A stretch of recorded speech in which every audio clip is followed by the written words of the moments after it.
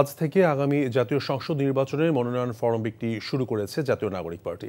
বিকেলে দলের কেন্দ্রীয় কার্যালয়ে মিট দ্য প্রেস অনুষ্ঠানে ফরম বিক্রির ঘোষণা দেন এনসিপির নির্বাচন পরিচালনা কমিটির প্রধান নাসির উদ্দিন পাটোয়ারি। 10,000 টাকায় অনলাইনে অথবা দলের কেন্দ্রীয় কার্যালয় থেকে মনোনয়ন সংগ্রহ করা যাবে। দরিদ্র জনগোষ্ঠী এবং জুলাই আন্দোলনে আহত ব্যক্তিরা 2,000 টাকা দিয়ে ফরম কিনতে পারবেন। আওয়ামী লীগ ছাড়া অন্যান্য দলের সৎ এবং যোগ্য ব্যক্তিদের মনোনয়ন দেওয়া হবে বলে জানান পাটোয়ারি। সংস্কার বিষয়ে বিএনপি জামায়াত ঐক্যমত্যে আসলে দল যে কোনো একটির সঙ্গে জোট হতে পারে বলে জানান এনসিপির এই নেতা।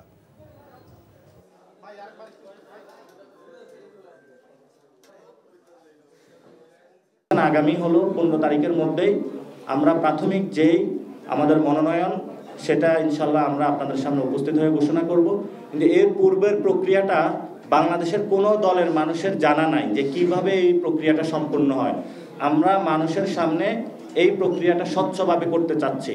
অর্থাৎ আপনি আবেদন দিবেন, অনেক মানুষ রয়েছে, কারণ বাংলাদেশের সংসদে আপনি যদি বড় ব্যবসায়ী না হন, আপনি যদি গডফাদার না হন, আপনি যদি চাঁদাবাজ না হন, তাহলে আপনি সংসদে যাইতে পারবেন না। এই ধরনের কন্ডিশন থাকে ইমপ্লয়েড অর্থে। কিন্তু আমরা সেই দুর্বৃত্তায়নের জায়গা থেকে বেরিয়ে আসছে।